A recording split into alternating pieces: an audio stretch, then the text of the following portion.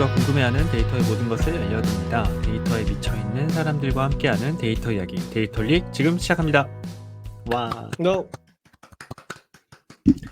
저희 멤버 소개하면서 시작하도록 하겠습니다. 김 팀장님, 네, 데이터 분석으로 밥 먹고 사는 김 팀장입니다. 반갑습니다.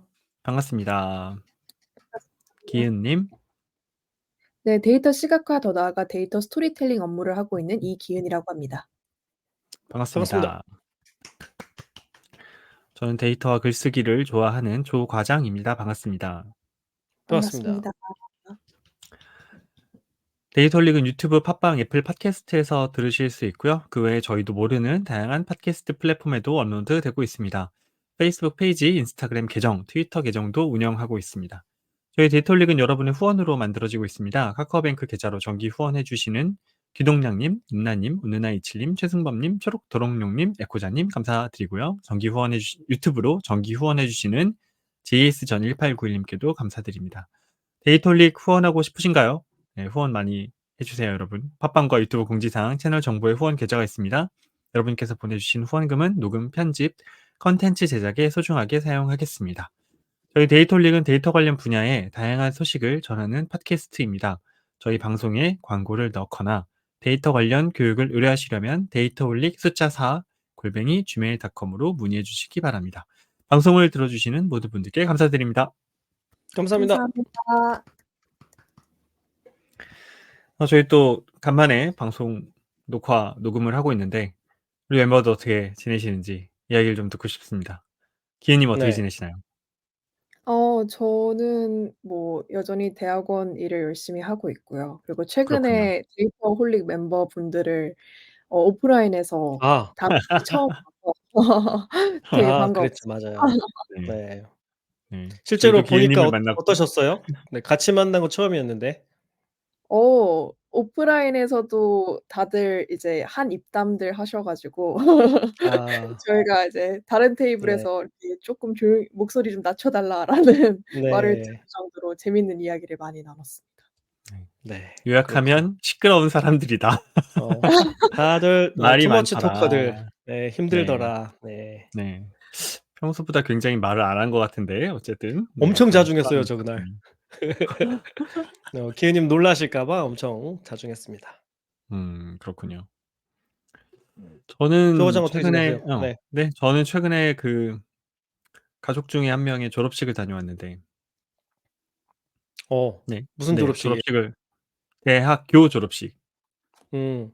네, 이제 얼마 남지 않은 가족 중에 거의 뭐 마지막 같은 대학교 졸업식을 다녀왔는데 새록새록하더라고요.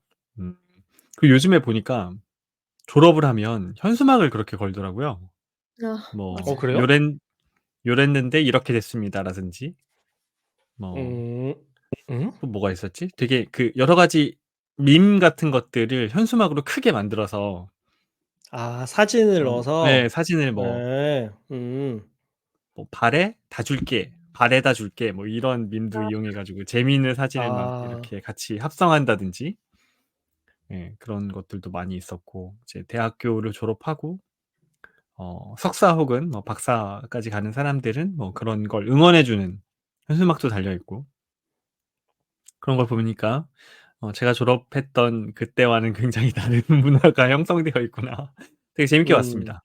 예, 다들 음. 이렇게 뭔가 사회로 나가기 전에 그런 설레임에 이렇게 차 있는 모습도 되게 오래간만이었고 축사를 이제 그 학교 총장님이 하고 답사를 그 최우수 졸업생이 했거든요. 근데 답사를 음. 너무 잘하는 거예요. 예. 어. 네. 답사를 최우수 너무너무 잘해 가지고 '역시 최우수답다.' 처음엔 음. 뭐 '아 좀 긴장이 되네요.' 막 이랬는데 뭐 너무너무 잘하길래 '아 되게 똑똑한 학생이다. 이런 학생들이 많이 사회로 나오는구나.' 뭐 이런 생각을 했습니다. 어. '우리 데이터릭의 예비 청취자분들, 예비 구독자분들이 되겠구나.' 뭐 이런 생각도 하고. 어. 이미 네. 듣고 계신 분들이 있을지도 모르겠네요. 네. 진짜 있을 수도 있죠. 뭐 있을 수도 있죠. 그죠? 예. 음. 나중에 저희 돈 많이 벌면 그 졸업식 때 각 학교마다 "데이터 올리기 여러분의 졸업을 응원합니다." 이런 현수막 정도는 하나씩 걸 수 있잖아요. 뭐 현수막 하나에 한 네. 200,000원 하니까 네, 서울에 한 100여 개의 학교에 걸도록 하겠습니다. 네, 뭐 그런 근황 아닌 근황에 대해 말씀을 드렸고 그리고 이제 데이터홀릭으로 그 강의 요청이 꾸준히 좀 연락이 오고 있어요. 예, 그래서 얼마 전에도 또 그 꽤 큰 그룹에서 데이터홀릭의 강의를 요청해 주신다는 메일을 보내주셔서 대단히 감사하게 생각하고 있습니다. 우리 김 팀장도 근황이 있다고 들었습니다. 네. 또 잠시 화면 공유 좀 하고 설명드릴게요. 챗GPT로 데이터 분석하려면 챗GPT 사용법뿐만이 아니라 데이터 분석 절차하고 분석 기법을 알아야 되잖아요. 그렇죠. 데이터를 자유롭게 다루려면 파이썬도 사용할 줄 알아야 되고, 근데 인제 뭐 챗GPT는 사용법이 워낙 간단해서 혼자서도 금방 익힐 수 있지만 데이터 분석 방법, 그다음에 파이썬 이런 거는 혼자서 익히기가 쉽지 않잖아요. 네, 음. 그래서 제가 챗GPT 사용법과 데이터 분석 방법을 함께 익히는 강의를 만들었습니다. 그래서 우리 아, 데이터올릭 네. 청취자분들한테 소개해 드리고, 또 네. 지금 오픈 할인 행사 기간이라서 할인 코드도 공유해 드리려고 합니다. 네. 오. 그렇군요. 어 네. 강의 제목은 음. 직장인을 위한 챗GPT 데이터 분석이고요. 패스트 캠퍼스에서 보실 수 있습니다. 강의는 우선 기본적인 챗GPT 사용 방법을 익힌 다음에 데이터 분석 작업을 하는데 챗GPT를 활용하는 방법을 익히는 내용으로 구성되어 있어요. 그래서 뭐 단순히 챗GPT 사용법을 익히는 그런 강의는 아니고요. 네, 기본적인 데이터 분석 절차, 분석 기법들, 그리고 중요한 게 챗GPT로 파이썬 코드를 생성해서 활용하는 방법을 주로 다룹니다. 그리고 음. 여기 보시면 이게 인제 제 강의만으로 끝나는 게 아니고 여러 분야의 데이터 분석가들이 같이 하고 있어요. 그래서 챗GPT를 실무에 활용하는 방법을 다룬 내용으로 이어서 강의를 합니다. 그래서 이렇게 4 가지 분야가 있는데요. 서비스 기획, 마케팅, 인사 관리, 금융, 네, 이렇게 4개 분야의 데이터 분석가들이 제 강의 이어서 시리즈로 강의를 합니다. 여기 보면은 잠깐 샘플 영상이 있어요. 제 강의 영상이 있는데 요거 잠깐만 보여 드릴게요. 왼쪽에는 주피터 노트북을 놓고 오른쪽에는 챗GPT 창을 열어 놓고 함께 활용을 합니다. 그래서 영상 음. 잠깐만 틀어 볼게요. 그다음에 "파이썬 코드를 작성해 줘." 이렇게 요청을 해 볼까요? 네. 그리고 엔터를 쳐서 실행을 해 보겠습니다. 네. 그러면 네, 제 요청에 따라서 챗GPT가 코드를 만들어 줬네요. 그죠? 그리고 이 코드를 실행했을 때 아마도 결과물이 이렇게 나타날 거다 예상하는 결과도 출력을 해 줬습니다.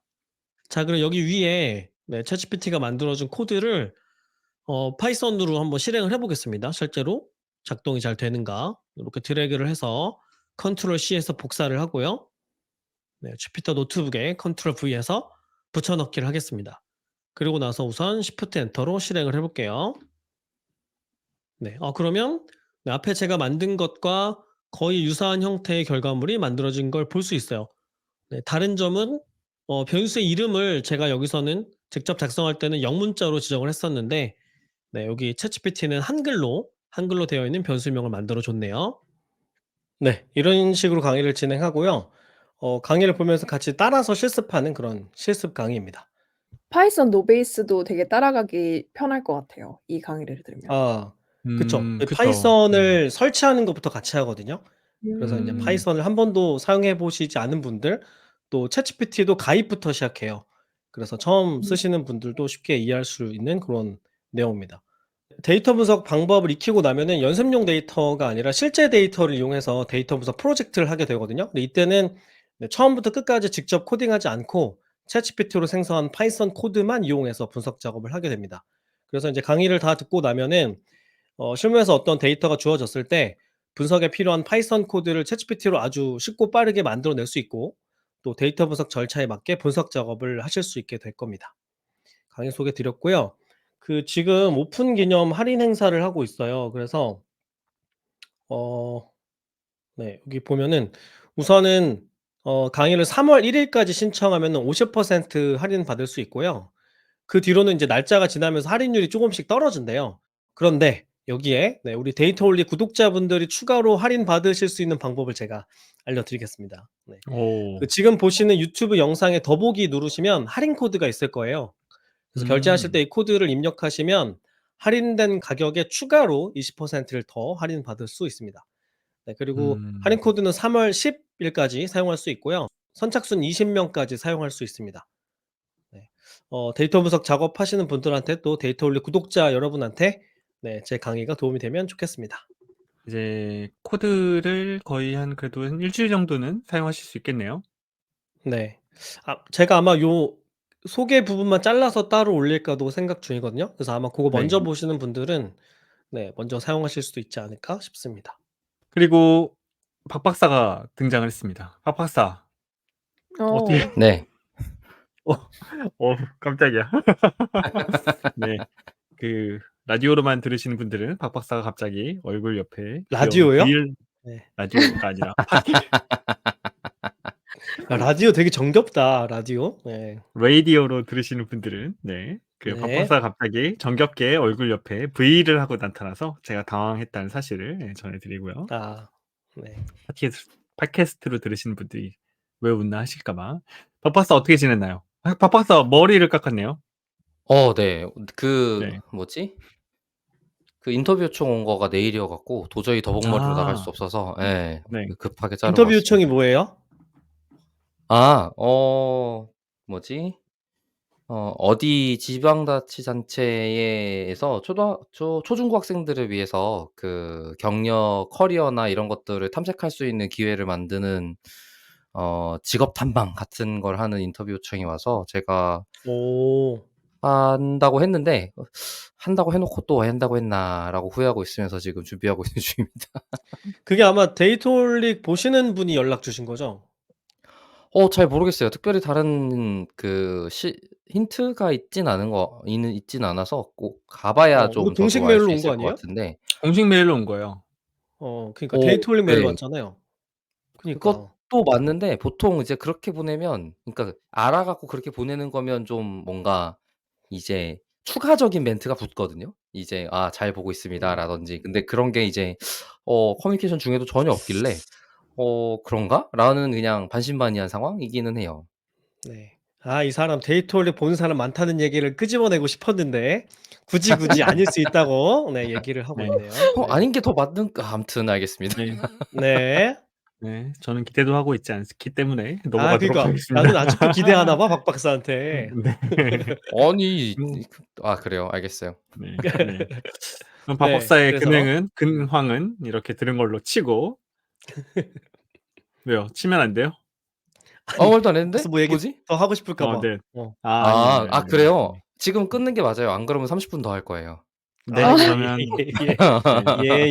예예예. 이제 기훈 님도 저희를 오프라인에서 보고 '아 이 인간들이 말을 하기 시작하면 얼마나 길게 하는구나.'라는 걸 잘 알기 때문에 네 박 네. 박사가 그쵸. 30분 더 할 거라고 하는 순간 표정이 굳은 걸 제가 발견했고 오늘 근데 콘텐츠로 네 바로 들어가 보도록 하겠습니다. 네. 말씀하세요, 네. 김팀장님. 뭐요?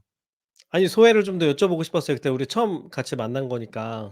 네. 기현님 말씀 많이 못 하셨잖아요. 그래서 평소에 말씀이 없으신 건지 아니면 저희를 만나서 그런 건지 네 여쭤보고 싶었습니다. 저는 말을 굉장히 많이 하고 왔다고 생각을 하고 있었는데. 아 그래요? 아 네네.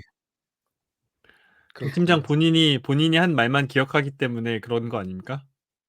다른 사람의 말을 잘 듣지 않고? 그런 것 같네. 네. 자 네. 오늘은 기훈 님이 네. 콘텐츠를 준비해 주셨어요. 네. 어떤 내용인지 한번 와. 들어보도록 하겠습니다. 제가 그 박 박사님이 진행하시는 그 JD 읽어주는 콘텐츠가 굉장히 흥미롭다고 생각을 해서 저도 살짝 훔쳐 왔습니다. 그래서 아. 어. 오늘 아 몇 개 제가 이제 없는데 자꾸 그러시면 어떡해요. JD가 부족해 이제. 어. 그래서 제가 쪼끔 더 특화해서 읽을 수 있는 JD가 무엇이 있을까라고 생각을 하다가 이제 데이터 시각화 관련된 직무를 살펴볼 수 있는 그런 JD를 같이 읽어 보려고 하는데요. 이거를 이제 생각하게 된 배경이 이제 알베르토 카이로라는 이제 교수님이 계시는데 그분이 The Art of Insight라는 책을 최근이라고 할까요? 겨울에 내셨어요, 작년 겨울에. 근데 이제 그 How Charts Lie라고 하면은 쪼끔 더 익숙하실 거예요. 그 숫자는 거짓말을 한단가 하지 않는단가로 번역된 그 책의 저자분인데 이 신작 같은 경우는 데이터 시각화 디자이너들과의 인터뷰를 이제 모아 놓은 그런 일종의 인터뷰 모음집입니다. 그래서 챕터별로 디자이너 한 명과 이제 그동안 제작해 온 콘텐츠를 가지고 여러 이야기를 하는 구조인데요. 제가 평소에 이제 좋아하던 그런 데이터 시각화 능력자분들이 굉장히 많이 등장을 해서 되게 반가웠고 그리고 데이터 시각화 작업물 이면의 이야기들을 되게 진솔하게 들어볼 수 있어서 좋았습니다. 그래서 '한국에도 빨리 번역본이 나왔으면 좋겠다.'라고 생각을 했는데요. 음. 그 여러 챕터들 중에서 이제 가장 인상 깊었던 챕터가 이제 워싱턴 포스트에서 일하다가 넷플릭스로 이직을 한 애런 윌리엄스라는 분의 인터뷰 내용이었어요. 그래서 그분은 이제 넷플릭스로 그럼 어떤 직무로 이직을 했는가라고 봤더니 데이터 시각화 엔지니어라는 오. 직무로 이직을 하셨더라고요. 근데 생각보다 이 뉴스룸에서 이 데이터 저널리스트 내지 데이터 시각화 디자이너로 일하던 분들이 테크 기업으로 자주 스카웃이 된다고 해요. 그래서 이제 그렇다면 데이터 시각화 엔지니어가 무슨 일을 하는 걸까?'라고 하고 인터뷰를 읽어 봤더니 이 직무가 뭔가 단순히 데이터 시각화 대시보드를 디자인하거나 아니면은 데이터를 탐색 또는 분석하기 위한 비주얼 툴을 개발하는 일보다는 뭔가 "방대한 양의 데이터 속에서 스토리를 찾는 거를 쪼끔 더 집중을 한다."라고 이제 설명을 했어요. 그래서 이제 "데이터에서 오디언스가 이해할 수 있는 내러티브를 생산하는 것이 중요하다."라고 이야기를 했는데 사실 이제 이 청취자분들도 아시겠지만 기업에서는 이제 의사결정을 하기 위해서 데이터를 보는데 그 데이터를 모두 인터랙티브하게 탐색할 필요는 없잖아요. 그래서 오히려 그런 의사결정 시간을 절약해 줄 수 있는 데이터 속 내러티브를 찾아내는 일을 이 데이터 시각화 엔지니어가 했으면 좋겠다라고 이야기를 했다고 합니다. 음. 그러면은 이제 데이터 시각화 엔지니어 되게 재미있겠다. 흥미롭겠다. 나도 저런 직무를 하고 싶다 싶어 가지고 한국에도 이러한 직무가 있는지 좀 데이터 시각화를 키워드로 JD를 좀 검색을 해 봤는데 아쉽게도 데이터 시각화만 하는 직무를 찾기는 힘들었어요. 근데 이제 다른 뭔가 데이터 엔지니어 또는 데이터 분석가의 담당 업무 또는 자격 요건 중에 하나로 이제 걸려서 나오는 경우가 많았는데요. 예를 들어서 뭔가 이 Y사 데이터 엔지니어의 그 JD를 보면은 "데이터의 시각화를 위한 대시보드를 제작하고 운영합니다." 요 정도로 나와 있었고요. 또 Y사 T사의 어디예요? Y사요? 그거 왜 네네. 물어봐? 일부러 Y사라 아 일부러 그랬는데. 가리신 거예요? 아 그럼요. 네. 근데 사실 뭐 이렇게 말해도 상관없을 것 같은데 야놀자입니다. 숙박업 그죠. 숙박업이라는 네. 아 야놀자. 같습니다. 네. 네. 네네. 그리고 이제 T사의 데이터 분석가 같은 경우에는 이제 데이터 시각화라고 하고 이제 태블로라고 명시를 했어요. 그래서 태블로 등에 대한 경험이 태블로. 있으면 좋아요. 네. 네. 음. T사는 뭐 당연히 여기 네. "있으면 좋아요." 하는 거 보니까 토스라고 추측이 됩니다. 맞습니다. 아 "있으면 좋아요."라는 말투 아니, 때문에? JD 읽어주는 콘텐츠 할 때 익명화 시키면 신랄하게 까주겠다 그래서 일부러 익명하고 있는 건데 자꾸 아 드러내면 그런 거예요? 어떡해요. 예. 아 그런 의도예요? 그럼 다 음. 자르자. 이거 다 자르고 아 가열처리하자. 아니요. 뭐야. 아니 자를 필요는 없는데 이제 네. 아 그런 의도가 네. 있는 거구나. 그냥 김 팀장이 우리가 다 시작하길래. 알지만 모른 척하고 이제 하자 이거죠. 네. 알겠습니다. 네. 그래서 마지막 남은 하나의 C사 쿠팡의 데이터 분석가 같은 경우는 네. 이제 그 preferred experience하고 데이터 시각화한 다음에 툴을 쭉 나열을 했어요. 태블로, 뭐 루커, 파워 BI 이런 식으로 이제 그 기업에서 많이 쓰는 데이터 시각화 툴을 나열하는 정도로 한국에서는 데이터 시각화 JD를 가름하고 있다라는 거를 확인을 했습니다. 그래서 음. '아 쪼끔 아쉬운데 좀 해외는 다를까?'라고 해서 이제 미국에서의 데이터 시각화 JD를 좀 추가적으로 검색을 해 봤는데요. 많다고는 할 수는 없지만 그래도 데이터 시각화에 특화된 직무를 꽤 찾아볼 수 있었습니다. 그래서 요 JD를 우리 한번 같이 살펴보는 시간을 가져보고자 해요. 그래서 그러니까 화면을 이제 음 네네. 우리나라는 데이터 직무로 JD가 없고 담당 업무나 자격 요건 중에서만 Y사, T사, C사가 걸려서 나와서 우리가 지금부터 볼 직무는 해외에 있는 데이터 네. 비주얼라이제이션 직무를 아예 JD로 올린 걸 살펴보겠다라고 이해하면 네. 되는 거군요. 네네. 그래서 화면을 같이 보면서 이야기를 나눠보면 좋을 것 같은데요. 그래서 첫 번째부터 보면은 여기는 이제 어 익명화를 안 했습니다 일부러. 왜냐하면은 너무 JD의 기업명이 계속 나와서 익명을 하기 귀찮아서. 아 네. 그래서 그 아까 애런 윌리엄스가 일하고 있다는 그 데이터 비주얼라이제이션 엔지니어 직무가 마침 JD가 떴길래 요거를 한번 가지고 와 봤어요. 그래서 요 음. 넷플릭스 같은 경우에는 다양한 팀에서 이 데이터 비주얼라이제이션 엔지니어를 뽑는 것 같았는데 여기 올라온 JD 같은 경우는 Growth and Enterprise Tools 팀이라고 되어 있습니다. 근데 이 JD에서 쪼끔 특별했던 점은 보시면은 스토리라는 것이 계속 강조가 되고 있어요. 그래서 이 음. 팀은 그 정보 관련된 이제 프로덕트를 빌드를 하는데 거기에서 중요한 거는 우리 멤버들이 어떠한 플랜을 가지고 있는지, 어떤 파트너십을 하고 있는지, 그리고 우리가 소득을 올리기 위해서 이러한 플랜이나 프라이싱이 소득을 올리는 데 어떤 도움을 주는지를 스토리텔링을 할 수 있는 프로덕트를 빌딩을 한다라고 이야기를 하고 있고요. 그렇기 음. 때문에 우리 비즈니스의 성공에 대한 뭔가 이해를 창출해낼 수 있는 역할을 이 데이터 비주얼라이제이션 엔지니어가 해야 된다라고 이야기를 하고 있습니다. 그래서 여기 이제 역할 같은 거를 보면은 기본적으로 웹앱을 기본으로 하고 있다를 볼 수 있어요. 그래서 이제 유저 인터페이스에 대한 뭔가 디자인적인 이해를 이제 요구를 하고 있고요. 또한 이제 데이터 팀이나 비즈니스 유저들과 이제 콜라보레이트 할 수 있는 그런 커뮤니케이션 스킬도 필요하다라고 이야기를 하고 있습니다. 그래서 여기 내려보면은 조금 더 이제 이 사람한테 요구하는 요구 조건을 좀 명시를 해 놓고 있는데요. 이제 여기에서 좀 눈에 띄는 거는 이제 그 프론트엔드 관련된 웹 스킬이었어요. 그래서 자바스크립트나 노드.js를 이제 명시적으로 언급을 하고 있고요. 리액트나 뷰 같은 프레임워크도 언급을 하고 있습니다. 그리고 여기에서는 비주얼라이제이션 라이브러리라고 했는데 뭐 D3나 아니면 차트.js 등의 이제 라이브러리를 말을 하는 거겠죠. 근데 이제 이 직무 자체가 아무래도 데이터 시각화를 할 수 있어야 하기 때문에 개발 스킬 이외에도 뭔가 디자인적인 이해도 있어야 된다라는 것을 언급을 하고 있어요. 그래서 차트 폼이나 아니면 타이포그래피 그리고 색깔을 잘 쓸 줄 알아야 된다. 뭐 요러한 것들을 언급을 하고 있습니다. 네. 그래서 여기에서 지금 보시면은 저널리즘이나 아니면 아카데미아에서의 뭔가 경험도 도움이 될 거다라고 명시적으로 언급을 하고 있는 것을 보아서 아까 말했던 대로 뉴스룸에서 특히 넷플릭스로 좀 많이 넘어가지 않았나라는 생각이 또 들었어요. 그래서 여기 밑에는 그냥 넷플릭스에서 "우리 돈 이렇게 주고 너희한테 복지 이렇게 해 를 이제 네. 언급을 하고 있는데 되게 레인지가 큰 거를 볼 수 있죠.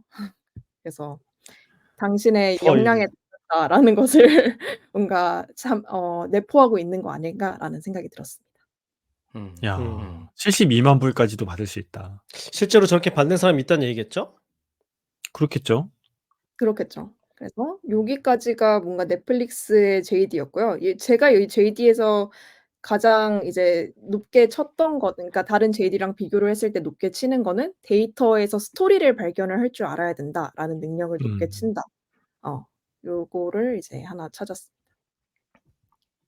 그래서 뭐 이제 제가 읽어보면서 느꼈던 지점은 데이터 비주얼라이제이션 엔지니어라고 표현하면서 엔지니어라는 게 개발자로서의 엔지니어를 완전히 의미한다? 그러니까 그 비주얼라이제이션 시각화 그 자체는 약간 디자이너의 성격이 좀 더 강하잖아요. 근데 이제 네. 그러니까 단어만 생각을 해 보자면. 근데 이제 '프론트엔드로서 표현을 해야 된다. 프론트엔드 개발로서 표현을 해야 된다.'라는 걸 명시함으로써 '디자인 역량이 있는 프론트엔드 개발자여야 한다.'처럼 들리긴 하거든요.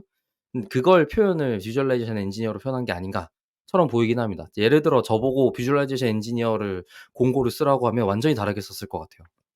음.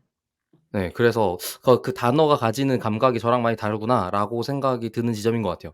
저라면 프론트엔드 엔지니어라고 하고 그다음에 업무에서 표현했을 것 같거든요. 예를 들어 "이런 음. 시각화 일들을 더 많이 하는 프론트엔드 엔지니어다."라고 표현했을 것 같은데 여기는 그걸 뒤집어서 오히려 그 부분을 적극적으로 하는 직무명을 표현함으로써 이제 그걸 강조했던 것 같은데 저한테는 약간 소프트웨어 개발팀인데 인공지능 개발자라고 채용하는 것 같은 느낌으로 들리네요. 저도 뭔가 유사하게 요즘 많이 쓰는 말 있잖아요. 디발자라고 해서 흔히 디자이너랑 개발 능력을 모두 갖춘 디발자. 네 맞습니다, 디발자. 맞습니다. 네. 근데 디발자인데 이제 '데이터 시각화에 좀 특화된 디발자를 뽑는구나.'라고 저도 이해를 했어요. 음. 음. 지금 다 있는 단어들이나 보면 사실 UX 디자인 역량을 갖춘 개발자인데 프로덕트가 그 데이터 차트에 해당됩니다처럼 보이거든요. 음. 예. 그래 갖고 그런 부분을 쪼끔 '아 이렇게 쓰는구나.'라고 저도 지금 느끼게 된 지점인 것 같아요. 그래서 이제 요 넷플릭스 JD를 기점으로 이제 다른 JD랑 한번 비교해서 볼 건데요. 되게 회사마다 이 똑같은 데이터 비주얼라이제이션 직무를 구하는데 굉장히 다르게 썼다라는 것을 어. 느끼실 거예요. 네. 좋습니다. 그래서 다음은 이제 애플로 넘어가도록 하겠습니다. 애플은 아까는 데이터 비주얼라이제이션 엔지니어였다면은 이번에는 데이터 사이언스 앤 비주얼라이제이션 스페셜리스트라는 음. 직무로 이제 뽑았어요. 그래서 그리고 뒤에 프로덕트 디자인이라고 이제 명칭을 지었는데요. 이 애플에는 데이터 사이언스 앤 비주얼라이제이션 일명 데이터 비즈 팀이 따로 있대요. 그래서 여기에서는 이제 데이터를 마찬가지로 어떤 데이터 기반의 결정을 하는 데 도움을 줄 수 있는 형태로 뭔가 활용을 하는 것 같았어요, 데이터 시각화를. 음. 그래서 이 직무 같은 경우에는 R이나 파이썬 그리고 스태티스틱 그 통계 실력을 되게 중요하게 쳤는데요. 아무래도 데이터 비주얼라이제이션 뿐만이 아니라 이 직무 자체가 데이터 사이언스가 붙은 스페셜리스트이기 때문에 요 통계 쪽의 얘기도 쪼끔 강조가 되지 않았나라는 생각이 들었습니다.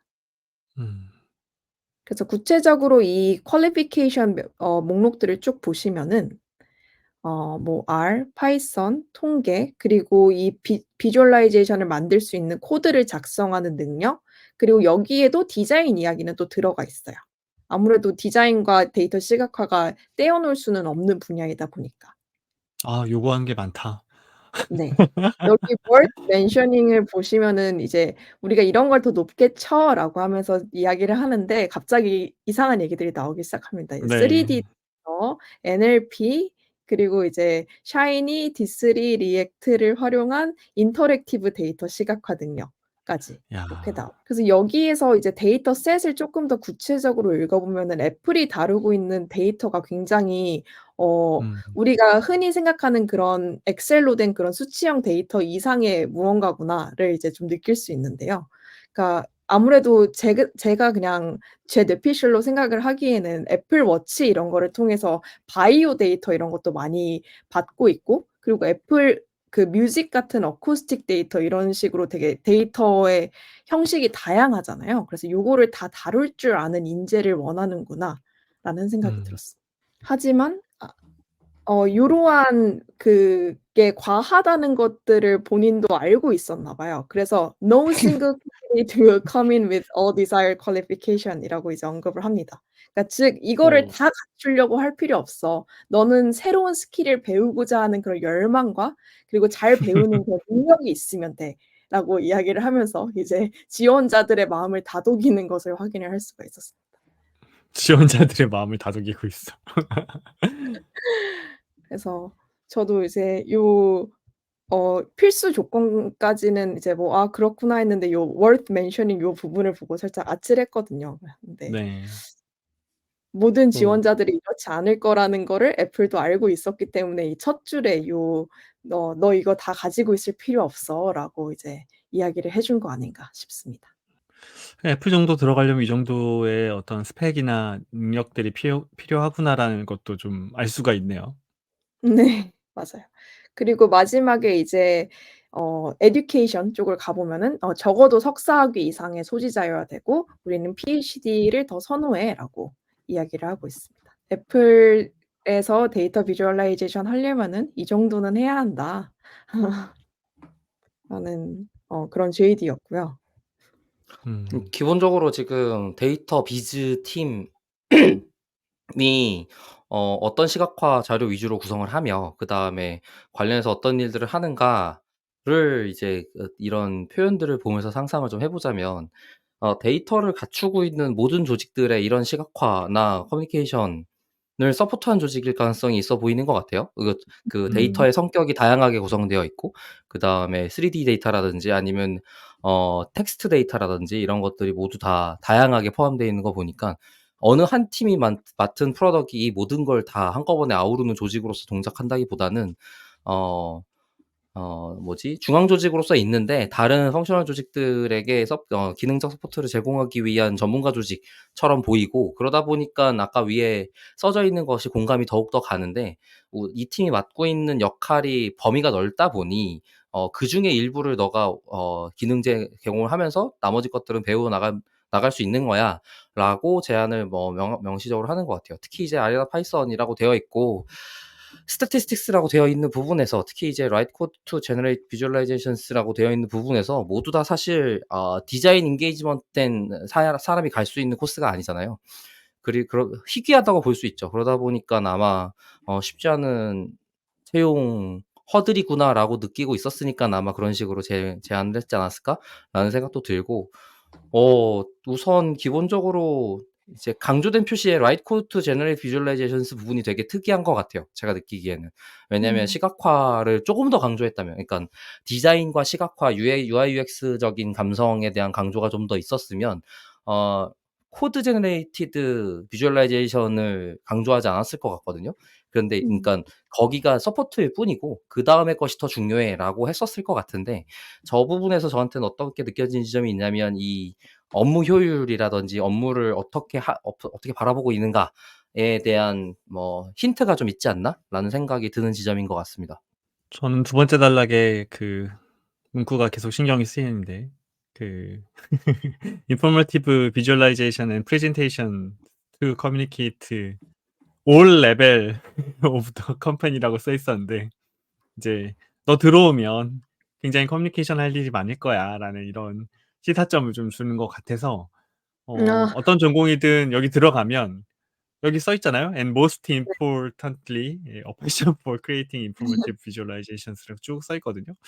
야, 이거 가면 이제 본인이 분석뿐만이 아니라 비주얼라이제이션을 통한 사내 커뮤니케이션도 굉장히 많은 역할을 해야 되는구나라는 생각이 드네요. 그 얘기는 결국 바꿔서 얘기하면 all level of company, 그러니까 애플의 모든 전 직원들은 이런 것들을 좀 알아야 될 필요가 있다라는 걸 반증하기도 하는 것 같고, 데이터에 특화된 어떤 그런 조직이라는 생각도 들었습니다, 보면서. 기본적으로 데이터 드리븐 디시전 메이킹을 어쨌든 JD에다가 직접적으로 명시를 하고 그러기 위한 서포트 조직의 하나로서 지금 이걸 표현한 것 같은데, 그러니까 그 데이터 서포트 조직에 해당되는 조직 팀명은 다양하게 있을 수 있는데 비주얼라이제이션이 들어가기가 쉽지가 않거든요, 제 인상에는. 그걸 아무리 강조하려고 하더라도 사실 데이터 팀이거나 데이터 비즈니스 팀이거나 약간 이런 레벨에 가깝지, 데이터 사이언스, 심지어 전사 서포트 조직의 명에 데이터 사이언스라고 붙이고 심지어 비주얼라이제이션까지 붙어있다는 사실이 애플 조직 전체에서 어떤 의사결정을 하기 위한 자료를 보고서 의사결정을 하는가를 볼 수 있는 지점인 것 같습니다. 재밌네요. 저는 좀 보면서 네. 네네. 말씀하세요. 네네. 네네. 저는 이게 두 회사가 좀 차이가 느껴지는 게, 넷플릭스는 이게 받는 인상이 그래프 잘 만드는 웹 개발자를 원하는 것 같고, 애플은 그래프 잘 만드는 데이터 분석가를 원하는 것 같다는 생각이 좀 들었어요. 그런 차이가 있지 않나 싶고, 그다음에 공이 느껴지는 거는 이제 둘 다 되게 큰 조직이잖아요. 그래서 아마 이런 역량을 모두 다 갖추은 사람은 현실적으로 존재하지 않을 것이기 때문에 좀 열어 놓고 다양한 역량을 이렇게 나열해 놓은 게 아닐까? 그런 생각이 좀 들었어요. 아마 일부분씩은 할 줄 알지만 누구는 그중에 어딘가에 좀 특출난 능력을 갖고 있고 이렇겠죠, 대부분은. 네. 그런 생각이 들었고, 또 드는 생각은 이걸 보니까 기존 직원들한테 뭐가 아쉬웠는지를 좀 알 수 있다는 그런 면이 있었어요. 그래서 데이터 분석가한테는 시각화 역량이 좀 아쉽고, 그다음에 인제 시각화 전문가한테는 데이터 분석 역량이 좀 아쉽고, 기존에 그랬던 게 아닐까. 그래서 두 개를 같이 갖고 있는 사람을 찾는 게 아닐까 싶은 생각이 들었고, 그다음 또 한 가지는 두 조직 모두 공통적으로 스토리텔링 역량을 얘기하고 있다는 점. 커뮤니케이션 능력도 그렇고요. 그러니까 아마 역시나 뭐 분석가도 있고 뭐 시각 전문가도 있는데, 스토리텔링 잘하고 또 커뮤니케이션 잘하는 사람은 흔하지 않은 것은 여전하구나 하는 생각도 들었어요. 지금 두 JD에서 차이점이라고 한다면, 앞에 있는 넷플릭스는 B2B 고객사용 제품을 만드는 제품 개발자 쪽 JD고, 지금 여기는 내부 프로덕트, 인터널 툴링을 위한 혹은 인터널 인사이트를 위한 보고서를 제작하는 쪽 사람의 JD라서 약간 그 결은 다를 수 있겠다는 생각은 드네요. 음. 그 기회님한테 여쭤보고 싶었는데 아까 먼저 우리나라의 JD를 간단하게 설명해 주시고 그다음에 인제 비교해서 지금 보여주고 계시는 거잖아요, 이런 사례를. 네네. 비교해 맞습니다. 보시면서 어떤 생각이 들었는지 좀 그런 거 여쭤보고 싶었어요. 그러니까 일단 뭐 아마 뭐 자세하게 살펴보면 얘기가 좀 다를 수는 있겠지만 상대적으로 우리나라에서는 스토리텔링 역량이라든가 뭐 시각 디자인과 관련된 역량을 묻지 않고 그냥 툴 사용 방법만 갖고 있는지 경험을 갖고 있는지 묻는 것 같다는 인상을 받았거든요. 그래서 그런 차이가 음. 어디에서 오는 건가? 업무의 차이인가 아니면 조직 문화의 차이인가 그런 생각을 한 가지 여쭤보고 싶었고 그다음에 또 한 가지는 두 회사 공이 지금 애플도 그렇고 넷플릭스도 그렇고 태블로나 파워 BI 같은 툴이 없잖아요. 우리가 보통 시각화 툴 음. 하면 국내에서 제일 많이 이야기하는 것들인데 왜 그런 것이 없고 뭐 디스.js라든지 노드.js라든지 이런 것들이 중점적으로 이야기가 되고 있는지 그런 차이가 뭘까? 그런 거 여쭤보고 싶었어요. 어떻게 보셨어요? 그거는 JD가 2개 남아 가지고 그것까지 보고 나서 이야기를 하면 좋을 것 같은데요. 아 다 보고? 네. 다 보고. 네. 좋습니다. 좋습니다. 네. 왜냐면 뒤에 나오거든. 얘기했던 것 중에 하나가 또. 아 그래요? 오케이, 오케이. 네네. 네. 그리고 저도 이제 말씀해 주신 것들 중에서 가장 공감이 갔던 게 이 직무 자체가 여러 그런 애플 내 사내 팀들과 콜라보레이션 할 수 있는 그런 능력을 중요시 여긴다라는 느낌을 받았어요. 그래서 이 음. 직무가 대단히 '데이터를 가지고 커뮤니케이션을 잘해야겠다.'라는 생각이 들었고요. 특히 이 아래 그 NLP 언급했던 부분에 보면은 유저 스터디나 서베이를 통해 받은 그런 주관식 응답을 뭔가 인터랙티브하게 시각화할 수 있는 그런 그런 능력을 어. 갖췄으면 좋겠다라고 이야기를 나오는 걸 보면서 '아 이 사람들이 이 유저 스터디나 서베이를 통해 받은 이 주관식 응답을 어떻게든 활용을 하고 싶어 하는구나. 시각화를 통해서.' 특히 음. 요러한 인상도 받았습니다, 개인적으로. 음. 그러니까 연구자로서의 역할도 기대하고 있는 거군요. 그쵸, 그쵸. 음. 그래서 이제 토픽 모델링. 직무에다가 대놓고 데이터 네. 사이언스를 이제 박아 놓은 거 아닌가, 시각화와 함께 음. 그런 생각이 들었습니다. 아 그러면 하기는 그렇습니다. 타이틀도 데이터 사이언스가 먼저 나왔구나. 그죠? 그쵸, 음. 그쵸. 비주얼이 먼저 나온 게 아니고. 그러면 이제 세 번째 JD로 한번 넘어가 보면은 세 번째는 이제 맥킨지입니다. 맥킨지는 데이터 비주얼라이제이션 디벨로퍼라는 이름으로 이제 지금 고용을 하고 있는데요. 맥킨지는 특히 이 데이터 시각화 랩을 또 따로 두고 있어요. 네, 거기 이제 랩의 대표 짱이 그 제이슨 포레스트라는 사람인데요. 그분이 이제 데이터 비주얼라이제이션 소사이어티라는 이제 데이터 시각화에 계에서 전 세계에 가장 큰 커뮤니티가 있는데 그 커뮤니티에서 발행하는 잡지의 편집장으로도 있어요. 음. 그래서 오. 고 편집장이 이제 이 데이터 시각화 랩 짱으로 있는 이제 맥킨지의 JD여서 쪼끔 더 기대를 하면서 읽어 아. 보았습니다.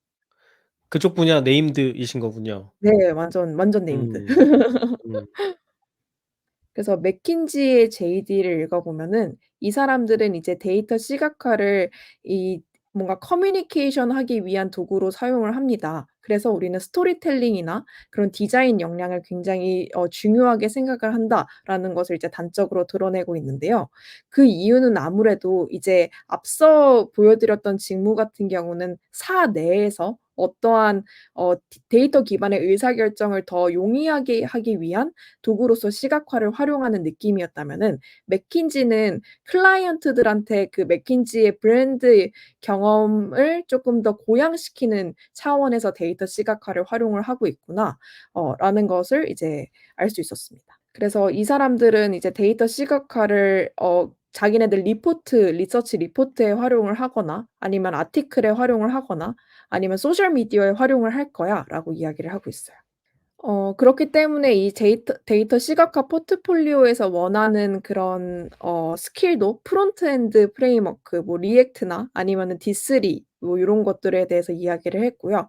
그리고 앞서 다른 직무에서도 언급을 했듯이 콜라보레이션에 대한 이야기도 나오고 있습니다. UX, UI 디자이너나 PM 아니면은 이제 사내 데이터 관련된 직무에 있는 사람들과 콜라보레이션을 할 줄 알아야 된다라는 이야기도 나오고 있습니다. 그래서 여기는 그 잡 requirement를 읽어보면은 거의 그냥 프론트엔드 개발자를 뽑는 느낌으로다가도 써 놨습니다. 네. 그래서 그러네요. 뭐 네 리액트, CSS, 자바스크립트, HTML 그리고 그 브라우저 간의 그런 responsive한 그런 개발을 할 줄 알아야 된다 요런 것들을 써 놨고요. 그리고 이제 조금 더 앞선 것들과 차이점이라면은 D3 뿐만이 아니라 플로리시나 아니면 태블로 등의 이런 쪼끔 더 시각화에 특화된 그런 툴들을 더 많이 언급을 해 놓았습니다. 음. 근데 아무래도 결국에는 이 사람들이 스토리텔링을 하는 그런 공간이 웹이다 보니까 이제 웹 접근성이나 아니면 웹팩 요러한 것들에 대한 언급도 이제 빠지지 않았고요. 여기는 R을 이야기하고 있지 않네요. 아 파이썬은 그러게요. 엑셀이네. 네 전 파이썬만 이야기를 하고 있네요. 엑셀. 네네. 파이썬은 엑셀. 뭐 여기도 아까 느꼈던 거랑 비슷한 것 같습니다. 전형적으로 프론트엔드 엔지니어를 뽑고 있네요, 그냥. 그래요? 네. 저는 무슨 생각이 계속 드냐면 이제 그 데이터 시각화 쪽의 전문가들한테 웹 기술이 기본값이 됐나 보다 이런 생각이 많이 들었거든요. 반대인데? 프론트엔드 엔지니어가 해야 될 프로덕트의 데이터 프로덕트가 조금씩 차지하는 중에 가깝죠. 저도 그 말씀 지금 그 웹의 데이터를 기본으로 들어가야 되는 기능으로서 시각적인 것들이 이제 추가가 된 거다. 그러니까 거꾸로. 그전에는 데이터 프로덕스러운 제품은 많지 않았었는데 예를 들어 뭐가 있을까요? 뭐 트위터, 페이스북 이런 애들은 데이터 프로덕스럽진 않죠. 그런데 이제 예를 들면 예를 들어 대표적으로 이제 어드민성의 차트라든지 B2B로 제공되는 아니면 지금 여기는 데이터 비주얼라이제이션이니까 이제 데이터가 그동안 이제 인프라적으로 많아지기 시작하고 그것 때문에 사람들한테 전달하는 콘텐츠에 차트 등등을 넣기 수월해진 환경이 되기 시작하면서 아마 프론트엔드 개발자가 다뤄야 하는 개발 범위의 데이터 차트가 점점 많이 들어오기 시작했다. 점점 들어오기 시작하는 정도의 느낌이다 같이 보이는 것 같아요. 지금 이거는 아무리 봐도 데이터 분석가를 뽑는데 아니면은 시각화 시각화 역량을 갖고 있는 누군가를 뽑는데 "너 프론트엔드도 할 수 있어야 돼."라고 얘기하고 있는 게 아니고 "프론트엔드 개발자를 뽑는데 우리가 만드는 프로덕트는 요런 방향이야."라고 설명하는 느낌이에요.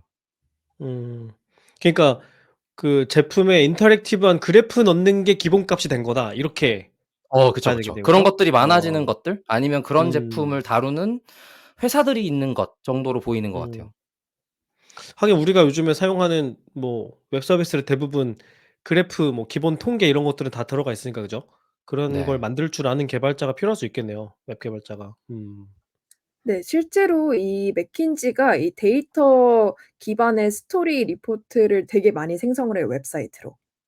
그래서 아하. 그냥 저희 같은 일반 대중들도 이제 들어가서 볼 수 있는 그런 스토리들을 많이 생산을 하고 있어서 실제로 그 스토리를 개발할 수 있는 사람이 필요했지 않을까라는 생각이 듭니다.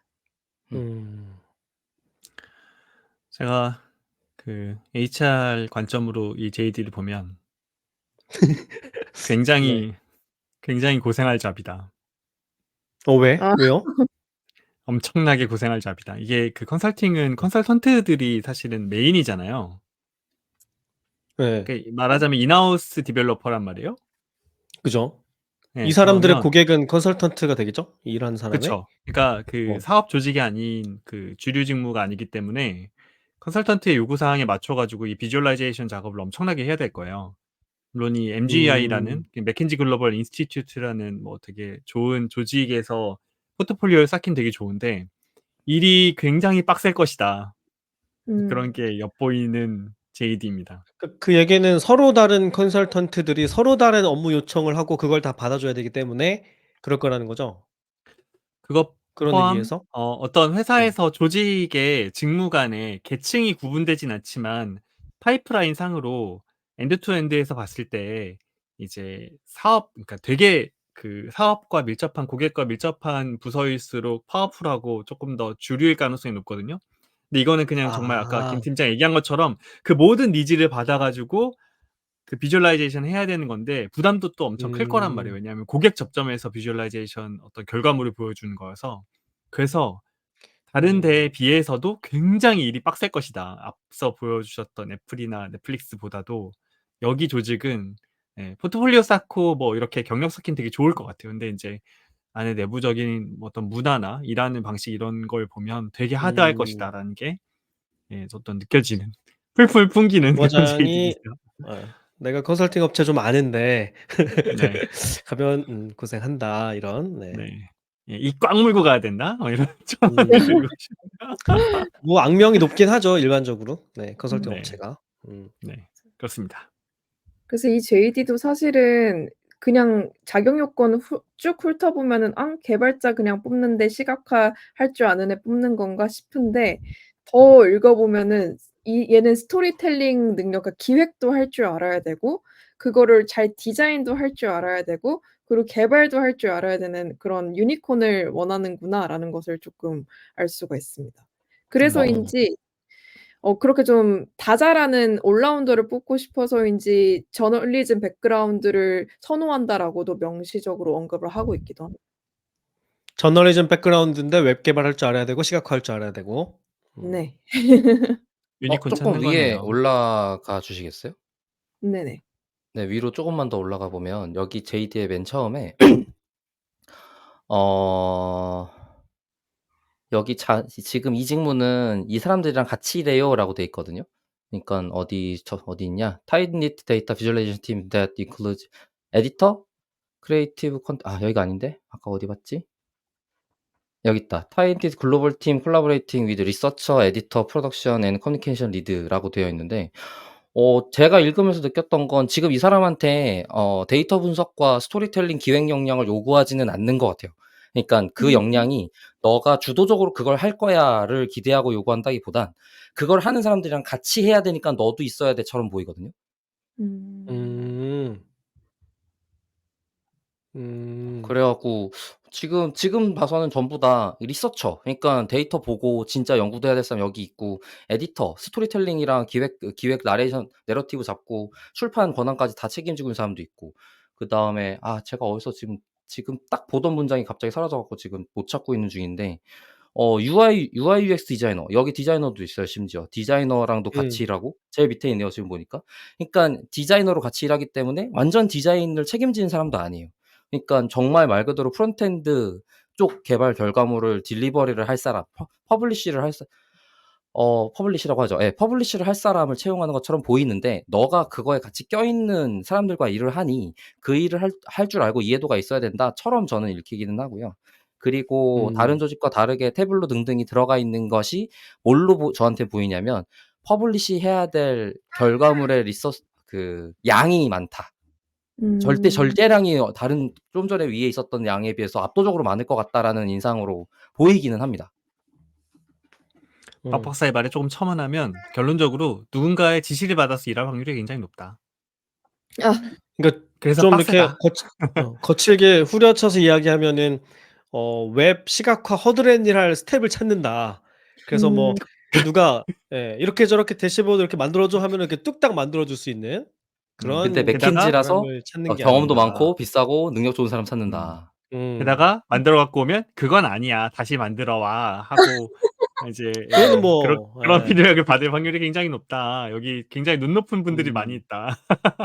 왜냐면 본인이 리드한다기보다는 이렇게 서포트하는 역할이니까, 그죠? 네. 계속 네. 그렇게 수정 거기까지. 네. 작업을 할 수 있겠네요. 네. 그리고 또 여기 오너십 비슷한 표현도 데이터 있는데, 있죠. 네. 그 오너십 얘기도 있는데 그게 무슨 뜻이냐면 "너가 알아서 끝에 마무리 지어라."라는 뜻으로 보입니다. 책임도 오너십이라고 너가 져야 돼, 쓰고 알지? 네. 오너십이라고 쓰고 그렇게 읽는 거죠. 네. 아니 이거 뭐 애니메이션, 비디오 막 이런 얘기까지 나오네?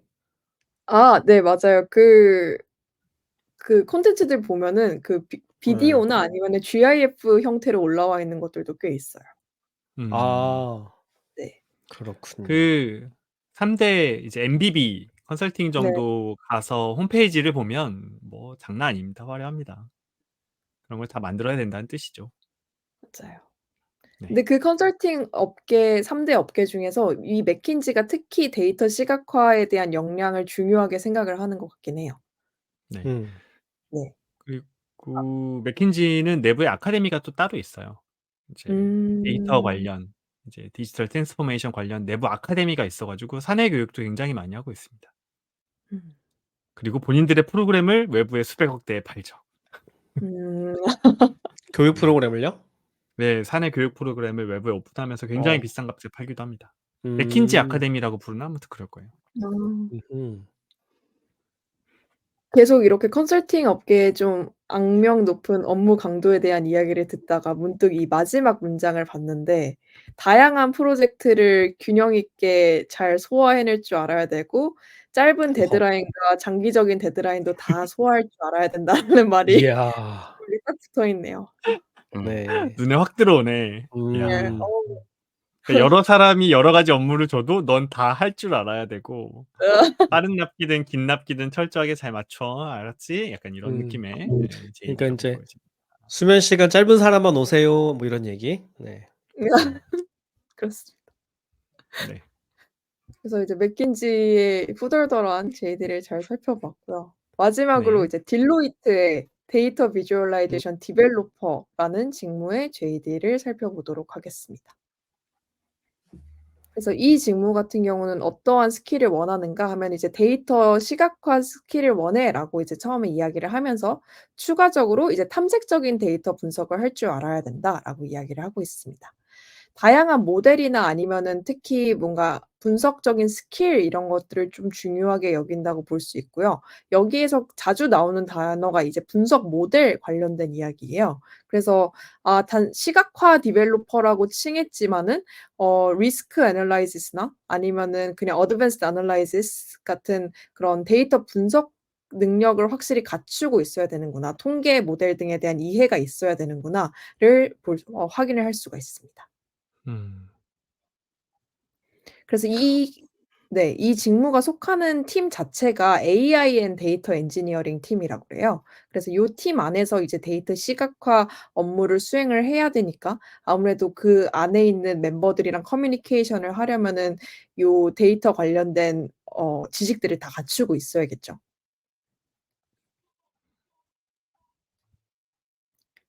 이 직무 같은 경우는 다른 이제 직무와 다르게 파워 BI라는 이제 데이터 비주얼라이제이션 툴을 언급을 하고 있습니다.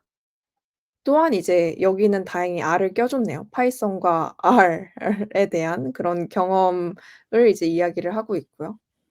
네. 계속 보시면은 또 이제 모델링 익스피리언스에 대한 이야기가 나오고 있습니다. 그래서 이 직무는 사실 직무명 자체는 데이터 비주얼라이제이션 디벨로퍼지만 그냥 '데이터 애널리스트를 뽑는 거 아닌가?'라는 생각이 좀 들었어요, 전 개인적으로. 음. 네. 시각화 관련해서는 좀 포인트가 어디에 있어요? 시각화 관련해서는 아까 말씀드렸던 그 파워 BI 정도? 고거 하나예요? 네. 그리고 앞에 뭔가 아 데이터 비주얼라이제이션에 대한 경험이 기본 있으면 역량. 좋아. 네. 음. 라고 이야기를 하고 있습니다. 여기 팀이 그래서 뭐라 그랬죠? AI 앤 데이터 엔지니어링 팀입니다. 음. 음. 근데 왜 비주얼라이제이션을 강조했을까? 이름에. 그냥 데이터 분석가 뽑아도 되는 JD 같은데 그죠? 그래서 아마도 그 팀 안에 있는 데이터 분석가들의 시각화에서 뭔가 아쉬움을 느꼈나? 그래서 음. 음. 시각화를 좀 대놓고 명시하는 이 직무를 지금 따로 채용을 하려고 하는 건가?'라는 생각이 들었습니다. 여기도 마찬가지로 텍스트 애널리틱스 뭐 머신러닝 뭐 이런 이야기들도 다 중간중간에 껴있네요. 네. 맞아요.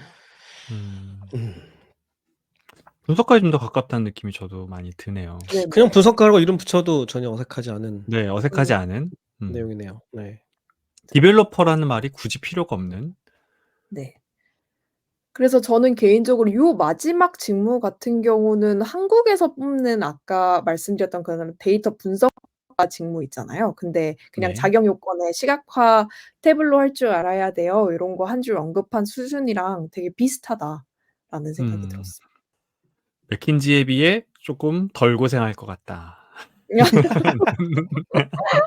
느낌이 네 살짝 드네요. 네. 음. 뭐 죄송한데 누구랑 위에 조금 협업해야 되고 올려봐 이런 걸 주시겠어요? 강조하고 있진 않네요. 그죠? 아까 네. 맥켄지랑 비교해서. 맞아요. 위에 조금만 올려봐 주실래요? 죄송한데. 맥켄지에서는 약간 너 여기저기 불려다닐 거 여기네. 알고 와 이런 느낌이 있었는데 여기입니다. 여긴 그런 건 없네요. 여기서 뭘 볼까요, 박 박사님? 지금 여기 뭐 하냐고 써 있거든요. Artificial Intelligence and Data Engineering will work with our clients too라고 돼 있으니까 여기도 고객사한테 딜리버리하는 제품을 만드는 조직인 것 같아요. 그래서 라지 스케일 데이터 있고 시스템 홀딩 데이터 매니지먼트 거버넌스 앤 인테그레이션 스트럭처드 언스트럭처드 데이터 클라우드 베이스 플랫폼. 그러니까 고객사한테 주는 인사이트를 제공하는 통계 혹은 데이터 플랫폼을 만들거나 거기서 있는 기능을 제공하는 식의 조직에서 일을 하는 것 같고, 그런 데 있어서 레버리지 오토메이션, 뭐 커그니티브 사이언스 베이스드 테크닉 메인 데이터 프리딕 시나리오 앤 프리스크라이브 액션스 되니까 이제 미래 추정, 예측, 경향성, 뭐 미래는 이렇게 될 것 같아요. 동향 보고 요런 관련된 정보를 제공하는가 보네요. Drive operational efficiency by maintaining their data ecosystem, sourcing analytics expertise and providing as a service, supporting 꽁시렁인 거 보니까 심지어 제품 만드는 걸 서포트해는 해주기도 할 거야 같은 느낌으로 보이거나 혹은 우리가 만들 때 요런 식으로 만들어 정도로 보이긴 합니다. 네, 고객사용 제품 개발자를 뽑네요. 근데 그게 아마 요 방금 말한 조직의 기능들이 많으니 말씀하신 것처럼 그냥 분석가를 뽑는데 요런 기능이 있으면 좋아요라고 표현할 수도 있는 것 같고, 아니면 그런 제품을 같이 다 만드는 일을 하고 있으니 너가 메인이 비주얼라이제이션이라고 할지언정 이거 다 알아야 돼 같은 정도로 보이기는 합니다. 지금 다 데이터 익스피리언스 퀄리파이드, 그다음에 뭐 매니지먼트, 그다음에 헬프 클라이언트 플랫포밍 데어 비즈니스 바이 아키텍팅이라고 돼 있는 거 보니까 결국에는 고객 조직 쪽, 클라이언트 쪽 서포트를 하기 위한 대시보드 개발이 날 것으로 표현해서 보자면 그게 전부일 것 같고, 거기에 들어가는 기능들이 다른 그냥 대시보드에 비해서 조금 더 고도화돼 있는 모델 베이스이거나 아니면 조금 더 그게 이제 레벨이 조금 더 높은 수준의, 아니면은 딜로이트 내에서 관리하고 있는 2차, 3차 데이터들을 한꺼번에 가공 집계해서 전달하기 위한 대시보드로서, 아니면 각각의 클라이언트에 맞춤 대시보드를 제공함으로써 그런 제품을 만드는 것 같고, 아마 파워 BI가 들어가 있는 게 비슷한 맥락일 텐데 제가 느끼기에는 왜 그러냐면 이런저런 시각화를 빠르게 타이핑 함으로써 사람들한테 같이 전달이 되는가를 커뮤니케이션을 하고 그 다음에 제품화로 넘기는 형태로 일을 하지 않을까라는 생각이 들기는 합니다. 그리고 파워 BI를 예시로 들었지만 other 데이터 비주얼라이제이션 툴즈라고 돼 있는 거 보니까 회사에서 메인으로 쓰는 게 이거는 맞는데 관련한 다른 것들을 고객사가 요청하면 써야 돼 같은 느낌이네요. 아. 저는 그냥 열어두는구나라고 해석을 했는데 이제 역시 제 아니 숨은 곳이 고객사가 있다는 사실이 명확하니까 그다음부터는 예. 공통 아무래도 도구는 파워 BI고. 예. 아무래도 지금 딜로이트가 요건 파워 BI로 들어가 있는 거는 그런 게 좀 있어요. 보통 이제 회사들 중에 MS랑 친한 조직이 좀 있습니다. 그런 데들이 파워 BI를 쓴다고 보시면 될 것 같고, 이제 구글이랑 친한 조직이 루커라든지 아까 있었던 데이터 스튜디오 같은 걸 쓰는 편이고, 그다음에 데이터 관련된 언어 중에 R을 사용하는 조직은 그곳에 통계 관련된 고인물이 있다는 뜻입니다. 네. 누가 굳이 R 쓰자고 하는 거지. 맞아요. 그러니까 좀 아니면 넣어달라고 이미 부탁을 한 거네. 그렇다기보다는 이미 그런 의사결정을 할 수 있는 고위층에 있는 사람이 R을 쓰는다는 뜻인 거죠. 그렇지. 네, 굳이 이미 넣은 고인물이. 거니까. 네. 그리고 파이썬 같은 경우는 파이썬만 있는 경우는 보통 조직의 통계 분석 경험치가 많지 않다는 뜻이기도 합니다. 반대로 그렇게 얘기하면. 네. 뭐 그러니까 요즘에는 거의 그런 것 같긴 한데 R과 비교해 요즘에는 보면은 그런 아니죠. 느낌이 있긴 요즘에는 하죠. 통계 건너뛰고 딥러닝밖에 모른다는 뜻이죠. 파이썬만 써놓으면요? 그렇게 봐요? 야, 너무 싸잡아서 위험한 발언하는데. 네. 부정을 못 하겠다. 엄청 다르진 않을걸? 아무튼 뭐 그래서 네, 지금 부정 여기 써져 못하겠습니다. 있는 여러 가지 모델들도 완전 기본적인 모델들 포함 그냥 단어들을 브로드하게 써 놨어요. 그러니까 조직이 확실히 이 통계 분석 데이터를 사용하고 데이터를 비즈니스에 겪어서 사용해 봤던 경험이 좀 많이 녹아져 있는 느낌이 드는 JD입니다, 저한테는. 네. 음. 이 4개의 JD를 어떻게 비교해서 보면 좋을까요, 기님님? 이 4개가 사실 이제 보셔서 알겠지만은 다 데이터 시각화 역량을 요구하지만 좀 다르다라고 볼 수가 있는데요. 첫 번째 이 그러네요. 넷플릭스 거부터 이제 한번 다시 요약을 해서 보자면은 이 직무 같은 경우는 이제 웹앱을 만들 수 있는 사람을 원한다. 데이터 음. 시각화를 활용을 해서. 요런 그냥 간단하게 보면 고런 정도였고요, 제가 봤을 때는. 근데 이제 그 웹앱을 만들 줄 아는 능력 플러스 스토리텔링을 할 줄 알아야 된다. 요거를 좀 음. 강조하는 것 같았습니다. 실제로 아까 말씀드렸던 그 에런 윌리엄스가 언급을 했던 것도 툴 사용 능력은 그렇게 중요하지 않다였거든요. 그리고 이제 두 번째 애플 가 보면은 애플은 뭐든 잘 배우고 성장의 잠재력이 있는 그런 데이터 시각화 스페셜리스트를 원해요라는 느낌이었는데요. 여기 팀 참 빡세게 여러 데이터를 활용을 할 줄 알아야겠다라는 생각이 들었습니다. 네. 그리고 이제 맥킨지 같은 경우는 저희가 아까 되게 신랄하게 깠는데 이 직무 같은 경우는 이제 밤낮 없이 일할 줄 아는 프론트엔드 개발자인데 이제 시각화 라이브러리에 좀 특화된 그런 사람을 원하는구나라는 생각이 들었습니다. 근데 이 앞선 거랑 저는 그래도 맥킨지의 가장 큰 차이점은 아무래도 그 전달하는 대상 자체가 그냥 사내 또는 이제 B2B 그런 클라이언트보다는 뭔가 B2C도 염두에 둔 그런 JD였다라는 생각이 들었습니다. B2C가 메인인 것 같아요. 이 직무 자체가. 직무 네네. 자체인 거죠. 네네네. 네네. 그러니까 만들어진 결과물의 대상 고객이 B2C예요, 여기는. 그리고 마지막으로 딜로이트 같은 경우는 데이터 분석가의 시각화 한 스푼 얹은 느낌. 네. 그래서 요게 가장 한국과 지금 유사한 JD라는 생각이 들었고요. 이제 아까 김 팀장님이 주신 질문으로 넘어가서 한국 그 JD랑 이 JD들의 가장 큰 차이점이 뭐라고 생각을 하느냐라고 하면은 저도 말씀해 주셨다시피 그 툴을 사용할 줄 아느냐를 쪼끔 중시하는 거가 한국 JD 스타일이라고 생각을 해요. 근데 반면에 이 미국에서 나왔던 JD 같은 경우에는 시각화를 통해서 무엇을 하고 싶은지가 되게 명확하게 써 있었거든요.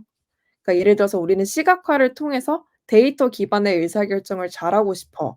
아니면은 "우리 브랜드의 경험을 쪼끔 더 향상시키고 싶어." 이러한 얘기들이 직접적으로 나왔어요. 근데 이제 한국에서는 그냥 "태블로에 능숙한 분이면 좋아요." 요런 식으로 좀 써 있어서 고러한 게 이제 '데이터 시각화라는 업무를 바라보는 차이점 아닌가.'라는 생각이 들었습니다. 아까 B2C 얘기가 나와서 정리를 좀 해 보자면 위에 있는 넷플릭스는 B2B, 애플은 인터널 툴링, 그러니까 내부 직원용. 그다음에 여기 어디였죠? 맥킨지는 B2C. 뭐 물론 에이전시가 붙어 있긴 하지만 에이전시가 만드는 B2C 제품을 서포트하는 느낌이고요. 다시 딜로이트도 B2B를 해당되는 것 같습니다. 그래서 딜로이트가 가지고 있는 스탠스가 아마 좀 더 어떤 제품을 만들기 때문에 이런 걸 알아야 돼요 같은 느낌이 많이 들었던 것 같고요. 나머지 제품은 사실 B2B나 인터널 툴링이나 B2C의 특징이 좀 잘 묻어나는, 그래서 그 차이점이 좀 더 드러나는 느낌에 애플 빼고 다 개발자 뽑았는데 왜 비주얼라이제이션이라고 했지만 사실 디벨로퍼라고 했으니깐 맞는 표현이구나 정도에서 어 느끼 정도로 저는 느낄 수 있었던 것 같아요. 그게 음. 이제 그런 건 있을 것 같죠. 예를 들면 지금 이 직무들에 대한 각 회사나 조직들의 이해도가 우리나라에 비해서 좀 더 높을 수는 있을 것 같아요. 그러니까 예를 들어 우리나라도 이미 예를 들어서 어떤 재무팀을 뽑을 때 쓰는 여러 가지 직무에 대한 이해도랄지 이런 것들은 좀 충분하다고 한다면, 이쪽 업무, 그러니까 좀 더 데이터 차트라든지 데이터로 사람들한테 뭔가 전달할 때 필요한 경험치라는 게 다른 나라에 비해서 우리나라가 아직은 조금 부족할 수도 있구나라는 생각이 좀 같이 드는 지점인 것 같습니다. 왜냐하면 데이터를 이용한 차트, 시각화 등등이 발생할 때 스토리텔링이나 내러티브 그다음에 방금 말씀하신 스토리텔링 이런 것들이 전부 굉장히 중요한 요소로 쓰이고 있고 사실. 그러니까 이걸 한다면 당연히 그것도 중요하게 생각하고 있고 너한테 감각이 있고 공부가 돼야 돼라는 식으로 느껴지거든요. 저보고도 하라 그러면 사실 우리나라에선 사실 그거를 UI, UX라고 여전히 표현하는 것 같아요. 그런데 여기는 그걸 스토리텔링으로 표현하는 주류들이 계셔서 그렇게 표현이 되고 있는 것 같고 우리나라에서는 아마 요 범위까지를 프론트엔드 개발자한테 요구했으면 아무도 안 간다처럼 느껴지긴 합니다. 좀 아쉽긴 하지만. 왜 그러냐면 일을 더 하라는 뜻이거든요. UI, UX 디자이너 따로 있는데 프론트엔드 개발자한테 그것도 하라고? 같은 느낌으로 보이는 JD거든요, 저한테는. 근데 이제 그러니까 개발자 부분이 조금 더 빠져 있거나 혹은 그게 좀 강조되지 않은 것처럼 보였으면 이거 되게 중요하게 생각하고 있구나라고 느꼈을 것 같은데 개발자의 차트 한 스푼 뭐 데이터 한 스푼인데 이제 이 그러니까 명분적으로 이런 단어들이 들어가 있는 건가처럼 느껴지긴 해요. 그게 제가 이제 아직 못 겪어 봤으니까. 그리고 지금 기훈 님이 알고 계신 그분들의 이제 그 뷰나 인사이트를 잘 몰라서 그냥 그 정도로 느껴지는 것 같은데 아마 네. 그런 것들을 중요하게 생각하는 조직에서 일하는 사람이에요 정도로 얘기한다면 그거는 충분히 공감 가는 것 같습니다. 음. 음. 자연스럽게 약간 소감에 대해서 이야기를 네. 하고 있는데 김 팀장은 어떻게 들었나요? 우선 이게 데이터 비주얼라이제이션 엔지니어 혹은 디벨로퍼라는 표현이 회사별로 이런 직무를 칭하는 표현은 좀 느낌으로는 비슷한데 요구하는 게 많이 다르잖아요. 그러니까 이거는 왜 그럴까를 생각해 보면 아직 이 직무에 대한 개념 정립이 안 되어 있는 게 아닐까 싶어요. 그 예전에 우리 그 데이터 사이언티스트 개념 처음 소개할 때랑 비슷한 상황인 거죠. 그러면 인제 누가 뭐 "나는 데이터 비주얼라이제이션 엔지니어를 하고 싶다." 이쪽을 지망한다고 하더라도 뭘 뚜렷하게 준비하기가 어렵겠죠. 그냥 두루두루 다 잘해야 되는 것처럼 보이니까. 그래서 시간이 좀 지나면서 더 구체화되고 세분화되어야 할 필요가 있겠다는 생각이 들었고 예. 아마 그냥 뭐 잘은 모르지만 가서 실제로 하는 일은 결국 대시보드 개발이고 거기에 플러스 데이터 분석 역량 일부 그다음에 시각화 역량 일부를 요구하는 정도가 아닐까 하는 생각이 들고요. 근데 인제 직무에 이런 명칭이 들어갔다는 얘기는 처음에 데이터 사이언티스트도 마찬가지였는데 이게 중요하다는 것은 알고 있다는 거죠, 조직들이. 그리고 앞으로 잘하고 싶다는 욕망도 있다는 얘기고. 네, 그래서 '앞으로 이쪽으로 분야가 커 나갈 수 있겠구나. 근데 지금은 약간 중구난방이구나.' 이렇게 생각할 수 있지 않을까 하는 네, 그런 소감입니다. 저는 소감 짧게 얘기하면 넷플릭스 가고 싶다. 끝. 아 넷플릭스 가고 싶어요? 72만 어. 불까지 준 한 9억 인가 뭐 이 정도 되는 것 같은데. 그러니까 네. 지금 있는 회사가 마음에 안 든다? 자, 저의 돈이 소감은 부족하다. 이것으로 마치도록. 이제 벌써 슬슬 움직일 준비하고 있다. 뭐 그런. 이 네. 돈으로 계속 있을 수 없다. 약간 이런 느낌인 거죠. 네. 음. 내 소감인데 니들이 말을 더 많이 하네요. 네. 그러면 오늘 콘텐츠 준비하신 기은 님의 소감까지 듣고 오늘 마무리하면 될 것 같은데요. 기은 님 준비하시면서 어떤 걸 네. 느끼셨는지 공유해 주시면 좋겠습니다.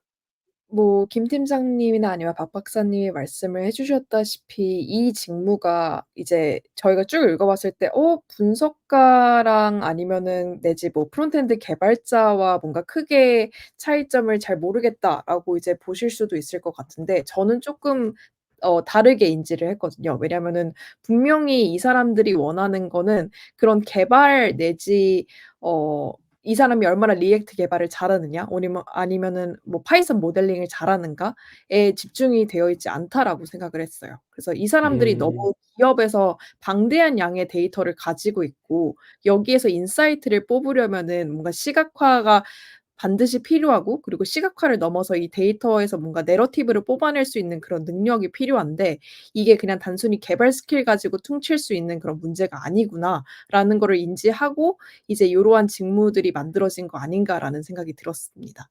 그래서 그러한 스킬들이 명시적으로 어떤 툴로서 환원이 될 수 없기 때문에 저희가 그냥 이렇게 JD 쓱 봤을 때는 '뭐야 개발자나 분석가랑 그렇게 크게 다르지 않는 것 같은데?'라고 인상을 받을 수는 있는데 있는데 결국에는 이 사람들이 하고 싶어 하는 것들을 이제 가만 살펴보면은 그게 툴로서 환원될 수 없는 그런 데이터 시각화 스킬로 귀결이 되지 않을까라는 생각이 들었습니다. 네. 그래서 한국도 요러한 니즈가 이제 많이 생겨나기를 개인적으로 바라봅니다. 굉장히 재밌네요. 이 JD를 읽어주는 콘텐츠가 뭐 다양한 어떤 분야로 확대될 수 있을 거라는 생각도 들고, 이제 저희가 박 박사 콘텐츠를 통해서 국내 JD만 많이 살펴봤었는데 해외 JD를 보는 것도 또 나름 여러 가지 의미가 있고, 또 오랜만에 영어를 계속 봤더니 좀 집중력이 그러니까 막 말을 안 올라가지고 하시던데? 말을 안 했어요. 네. 말을 좀 아끼기도 근데 하고 저는 이 그랬는데. JD 자체가 우리나라는 좀 서로 비슷비슷한 표현들을 많이 쓰는데 네. 반해서 지금 네. 여기는 조직들이 다 다르잖아요. 회사의 문장의 특성들이 좀 구성도 있죠. 다르고 스타일도 다르고 이런 게 드러나는 게 좀 부럽기도 하네요. 네. 그걸 보는 개성들을 또 분명하게 재미도. 표현하고 있다는 게. 네. 네. 그리고 한 있는 것 가지 앞에 네. 그 기은 님이 말씀하신 알베르토 카이로의 숫자는 거짓말을 한다라는 책이요. 네, 데이터홀릭 에피소드 84화에서 책 리뷰를 했었습니다. 그래서 에피소드 제목이 숫자는 거짓말을 한다이고요. 네, 웅진에서 그 후원을 해주셔 가지고 방송을 1시간 동안 진행했던 적이 있습니다. 그래서 관심 있으신 분들은 보셔도 재밌을 것 같습니다. 네. 재밌었던 기억이 나요. 맞아요. 네. 자, 그럼 오늘 콘텐츠는 이것으로 마치도록 할까요? 좋습니다. 네. 네. 저희는 또 재미있는 JD 들고 또 재미있는 콘텐츠를 가지고 다시 여러분께 찾아오겠습니다. 감사합니다. 감사합니다. 아.